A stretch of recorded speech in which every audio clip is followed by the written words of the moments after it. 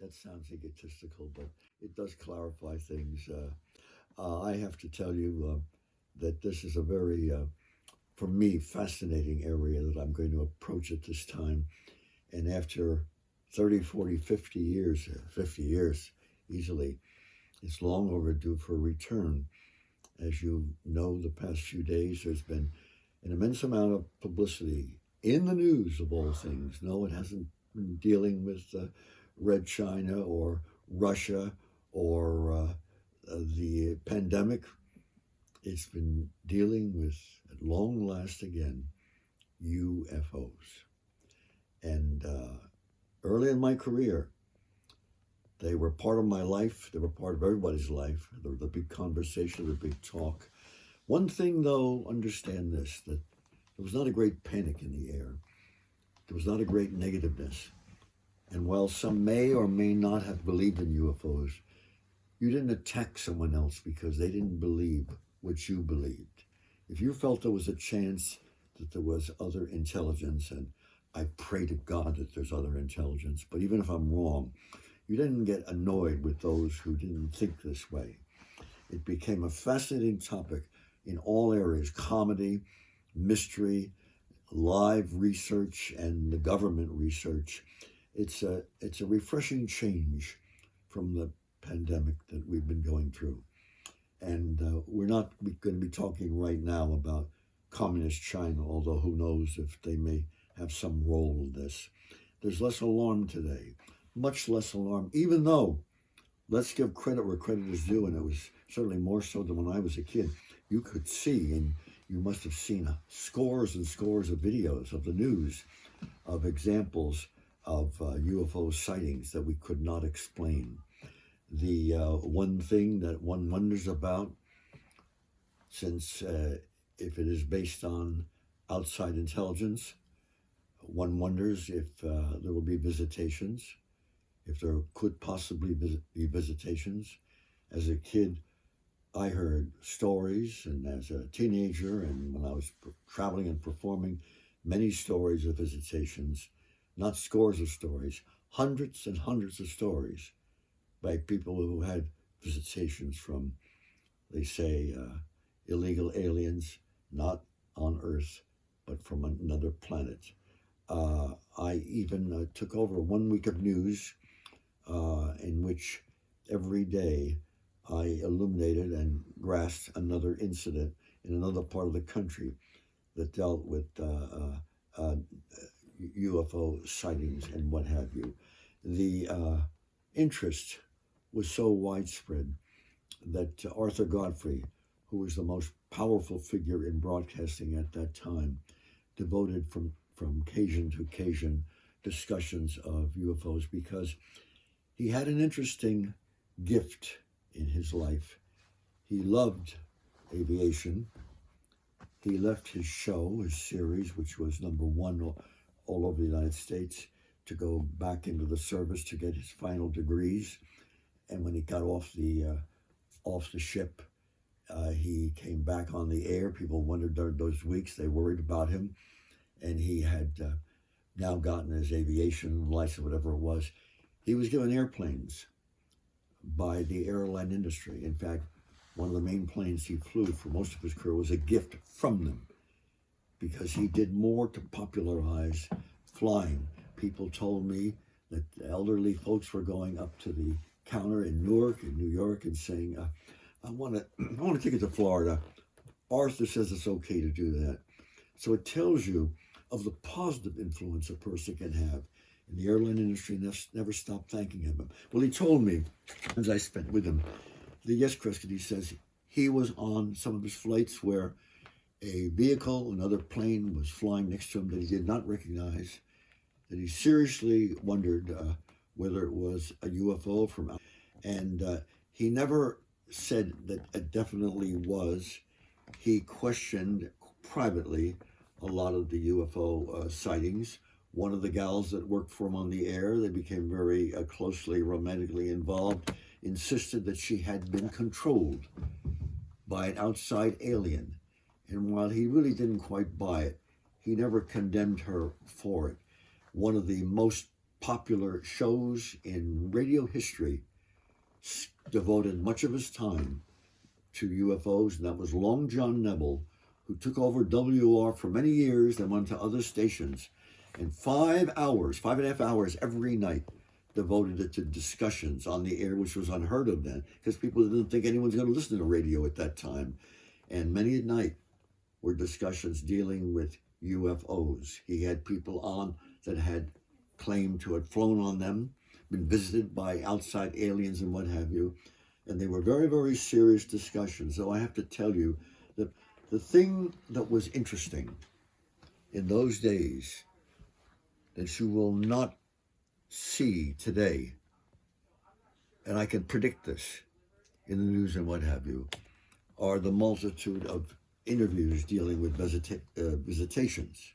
Yes, you'll have people, some telling the truth, some not telling the truth, who've been molested, abused, sexually, what have you, and some will remember 78 years ago that it happened to them. But you won't see that happening today. And I'm going to let you in on a reason why.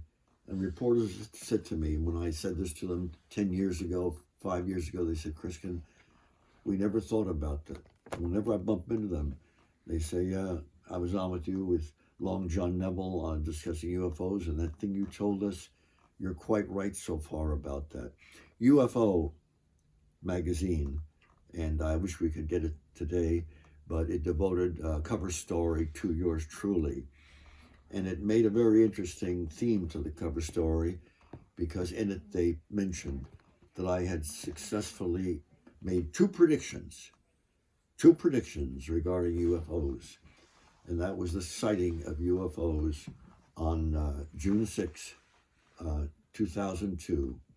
And I predicted where it would be in the forests, the deserts, off of Las Vegas. And I remember, because as the weeks got closer to that time, press would bring it up to me and so forth and said, Kreskin, have you changed your mind? We don't think you have, because you were pretty adamant when you made the prediction. I said, no, I haven't changed my mind.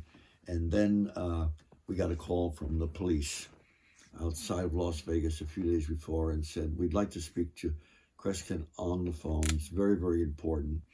And I've always gotten very well in harmony with law enforcement. If we don't have law enforcement, this country isn't worth beans. But anyway, they called me and said, Kreskin, we think you're going to have more than a few dozen or a few hundred people. You may have a crisis on the desert. So we need to bring in, if you don't mind, if we bring in law enforcement officials to help control the setting so that there's no riots if something is sighted, what have you. And I said, please, I value your opinions and what have you. Well, they didn't exaggerate the night that it took place, because when the press came to my hotel room where I was performing, they said, hey, Kreskin, it's getting pretty crowded out there. And I had a show that evening that was massively attended. We had a standing room only because a lot of these people were coming to the UFO event, which was on the desert, and moved a few miles away from where I was performing, out of the show business area. It was on the desert. Well, when it came to the desert, it wasn't a few dozen, a few hundred, or I don't know how many thousand people, but the place was massive. And there it was. And I gave the time frame. I believe it was around 10 o'clock or when it was going to start and what have you. And there we spoke about it. And I said, listen, I believe there's outer intelligence. I'd be a fool as a human being to say there's no such thing as outer intelligence. A lot of them dove to the earth to cover themselves and what have you. And then when it slowly passed, I stopped and said to my audience, I have great respect, as I do today, to those of you who are researching UFOs. But understand, many of you here, and some of you scientists, did not see any, because I created this as a mass hallucination to the power of suggestion. Well, there's a subtitle, which is why UFO magazine said I made, in the front cover, I made two predictions, both of which were correct. Yes, I'd created it through the power of suggestion because I wanted to show how powerful contagiousness can be. And with certain kind of figures using the media, it could almost get out of control and cause panic and what have you. And some were unhappy there because they wanted a legitimate UFO, and I wasn't knocking UFOs. I wanted to show a side of it that everybody who studies it and looks at the picture should know. There's both sides to this. I left, said goodbye to NBC and the other networks that were there, went to my hotel room, and then 20 minutes, 40 minutes later, got a telephone call. And I said, yeah. They said, this Kreskin? I said, yes. What's the matter? I could hear noise in the background, what have you. They said, I'm from NBC. I was one of the news photographers. I said, is everything all right? They said, yes. And now my hotel downstairs, crowds of people started coming into it. And they didn't even know each other from different parts of the country. But I'm in my room. I said, what's the matter? He says, nothing's the matter. You should know, Kreskin, that aside from the brilliant creation that you had caused by mass suggestion, there's now been a legitimate, real UFO sighting that's going all the way across Nevada. It's now being reported we're picking it up in different cities. So if they criticize you for predicting a sighting that never took place, you had both of them. You had the one created by hallucination, and I'm a witness to this. I saw this thing in the sky. I said, see, thank you very, very much. I quietly went downstairs, and there were people from different parts of the country saying, Kreskin, we want you to know. I said, you have to tell me. Yeah, but we saw it outside. This is just 10 minutes ago. This is after you left and closed it. So it shows you how or why I was able to create both phenomena when I didn't intend both to take place, but they certainly did. Then I want to tell you about something else that those of you really interested in this, will find why a lot of the research fizzled when I was a young man. And research was going much more than today, all over the place, because you hear now of the government having thousands of videos and so forth through the years. Yes, they did. They were researching UFOs, and they helped partially kill that research. You heard me. Kill that research.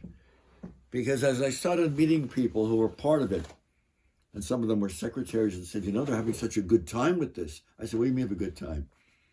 I said, well, they're using hypnosis to clarify things and what have you. And sometimes when there's no research being done, they're doing experiments with hypnotism and making it fascinating, and everybody's getting involved and what have you.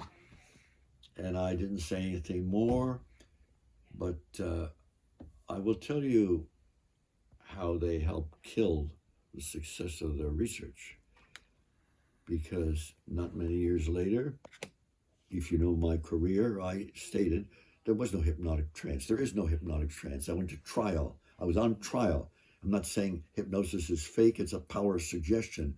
But a person is not unconscious. It's the power of a manipulation of a person's imagination becomes almost real.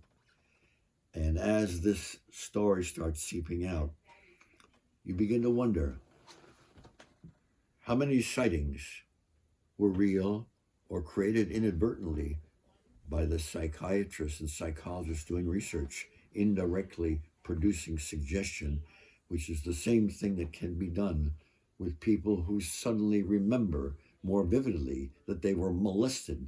I can teach you in the next 10 minutes how to cause your teenage kid, if he's up to 8, 10, 11 years old, to remember in a month from now that had been approached inadvertently by a teacher, what have you. And some teachers who've been told about this say, Kreskin, we know about this. Thank God people aren't doing things like this. So the power of suggestion weakened the credibility of what they were claiming. But we are not going to see as many visitations. And this is my final 2 messages. And the reason is going to be very obvious. You would think there's got to be more people who will remember being visited and so forth, or had someone come to their house that came from another planet, and on it will go. There's one major problem.